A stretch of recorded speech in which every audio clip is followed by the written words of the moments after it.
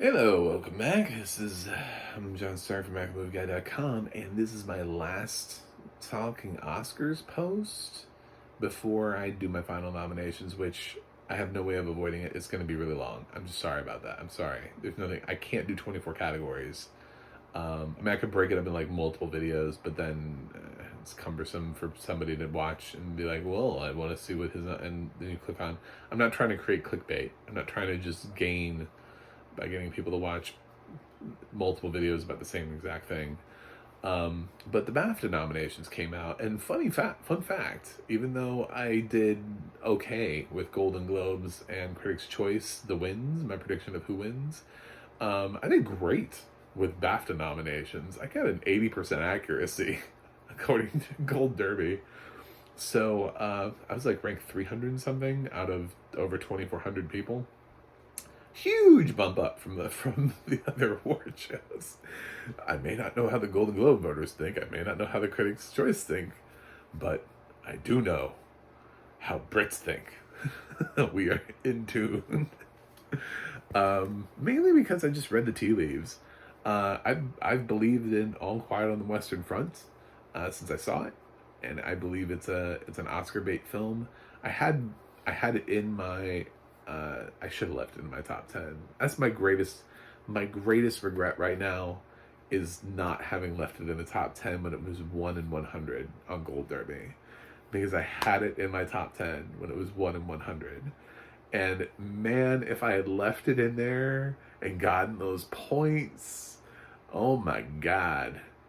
But no, I had moved it. I had already moved it back in before it got the BAFTA nomination. I'd already accepted the fact that All Quiet was going to get nominated, and I just feel better about it.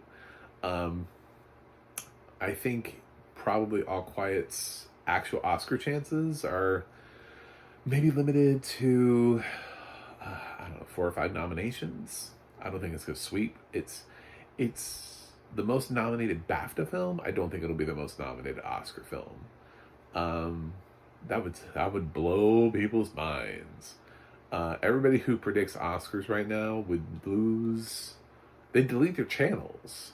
I mean, the Oscar expert would probably jump out of his off his roof. He's not predicting All Quiet basically anywhere. For your consideration, the guys the trio at For Your Consideration would just be I don't know. Film Drunk would be gone. Everybody that I watch on YouTube has been predicting categories. No one thinks this film can do much outside of international feature. So if it managed even like 4 or 5 nominations, that would be overperforming. So based on where it's at, I think it could. I think there's gonna be a there's going to be an international director in the directing category. And there's a huge question about whether or not it'll be Edward Berger, Park Chan-wook, or Rajamali from RR. And I know I just butchered his name. I tried to move through it really quickly so that it sounded like I knew what I was talking about. I don't know how to pronounce his name. I'm sorry. And it's going to be one of those three fighting for a spot. But I feel pretty good about All Quiet on the Western Front getting more than international feature at the Oscars as a nomination. I don't know what it'll win, but it's going to get more than one nomination. As far as some other films, Top Gun Maverick and Avatar are both big blockbuster films. They're not really the kind of films I expected to perform well at the BAFTAs. So the fact that they did not perform well at the BAFTAs doesn't really bother me. So my opinion on them hasn't really changed anything from that. I would say my opinion has changed slightly for The Fabelmans, which managed only a screenplay nomination. I think this is trending down. I'm not predicting Michelle Williams in Best Actress. So I was looking at her for supporting actress, but now I'm wondering if she has enough votes to get in even over the other supporting actress categories. I think she's vote splitting. I think that's why she didn't get in at SAG. and I wonder if she has enough votes to get in over enough people to get that fifth spot in the supporting actress race. She may be without a nomination this year, and if she is, she did it to herself. She put a supporting performance in the lead category and tried to run with it.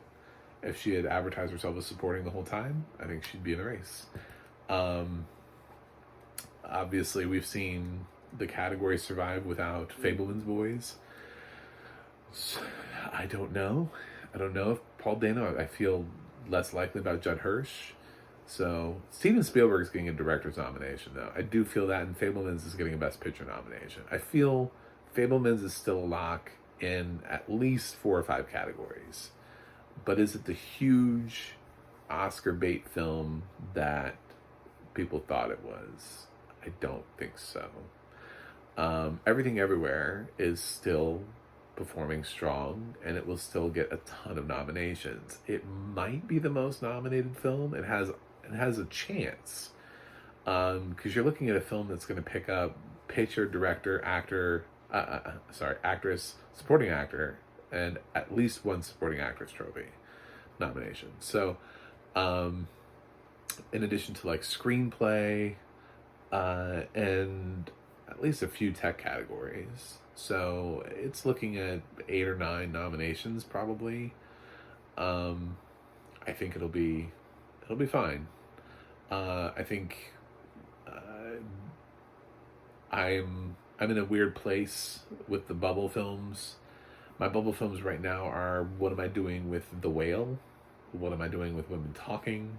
What am I doing with Babylon? Those are sort of on the bubble for me. And then the question of RR. RR is just a question mark for me. Do I roll the dice on it or not? Or do I pick 2 of my 3 bubble films, or do I pick 1 of my 3 bubble films? So I think when I'm talking about the Best Picture slots, I feel like I've heard nothing from critics except how much they love Women Talking. And when the critics didn't give it ensemble, when that was the one award that it felt like it should get, based on every review I've read, everything I've ever heard people talk about Women Talking, it seems like they're just like, man, this ensemble is fantastic. It's amazing. It's so good. It's like, how do you pick just one? Even the race early on, they were like, is it going to be Jessie Buckley? Is it going to be Claire Foy?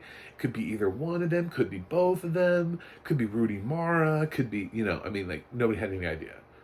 And suddenly that conversation has dwindled away to where Women Talking may just literally only get an adapted screenplay nomination.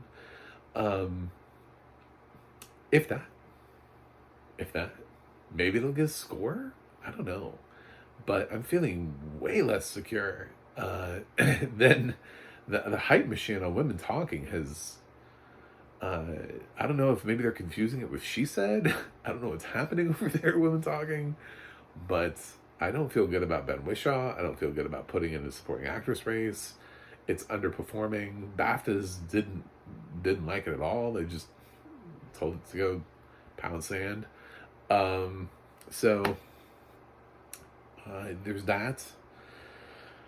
I suppose there's an outside chance that After Sun that's such a that feels like the late game entry to me. Like we came in late and nobody really knows how many people have seen me.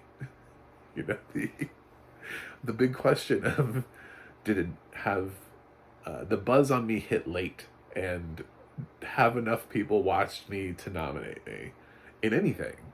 Enough actors to get Paul Mescal in, enough directors for Charlotte Wells, enough writers for Charlotte Wells, enough people to get it in Best Picture. It doesn't really seem to be like the kind of film that lights up tech categories. So for it to get into Best Picture seems like a stretch. But does it pop up at all is the question right now. It did fairly well at BAFTAs. I think Ana de Armas is looking good for a nomination. I think Angela Bassett, the fact that BAFTAs nominated her for a performance they would not normally nominate, just goes to show the strength of her of the campaign for her, her performance, the Chadwick Boseman effect, everything is pushing Angela Bassett. I did think Carrie Condon was the front runner in a really wide open race.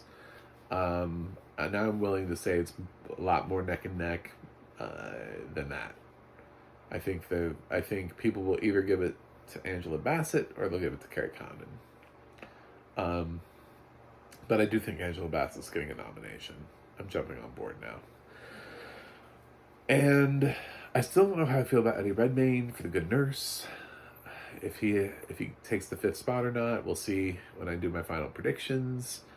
And I don't know who he takes it from at this point, because, like I said, Fabelmans has been underperforming. And, you know, does he take it from Brian Tyree Henry? Does he take it from Paul Dano? Who does he take it from? It's very interesting. It's a weird year, but those are just my thoughts on at least some of the films. I don't think, if I didn't mention it, its status really didn't change. Like, Elvis didn't really change for me. Tar is kind of exactly where it is. Pinocchio, it's fine. I think it's interesting that they got a production design nomination, because it's sort of trying to get that 5th spot in production design, which would give it like a 3rd nomination, because it's or a 4th nomination actually, because it's likely to get animated feature, original song, and score, which will give it 3. If it gets production design, that's 4 nominations. So that's not bad for an animated feature. And God forbid, if it got into the adapted screenplay race, I mean, yeah, it's a lot. Again, a lot for an animated feature. So, yeah, I don't think there weren't really any surprises. We knew Empire Light was going to do something. They shortlisted it too much for it to be forgotten completely. So, I'm not surprised. I'm not surprised Michael Ward got a supporting actor nomination. People have loved his performance. I think it's hilarious. Olivia Colman didn't even make a shortlist. But of course, we've been talking. We're on board. Listen, I'm on board with Roger Deakins. I think at the Oscars, Empire of Light gets 1 Oscar nomination, and it's for Roger Deakins for Empire of Light. He is so well respected in his craft. So you will see it getting an Oscar nomination, regardless of how you feel about the film. That's one of those things. That's like an Ana de Armas of the of the cinematography world. We didn't love the film, but we love Roger Deakins. So there you go. That's a parallel for you to be able to see. Yeah, so I'll talk more about it when I get my final predictions, but I just want to talk a little bit about BAFTA reactions, and I wanted to tout the fact that I got 80% accuracy. That's pretty dope. If I get an 80% accuracy with Oscar nominations, I'm going to feel pretty good about myself. I'm shooting for more than that, obviously, but 80% is it's solid. It's solid. So, anyway, we'll see. So, thanks for tuning in. Thanks for checking out my channel. Please subscribe. And I will see you guys on the other side.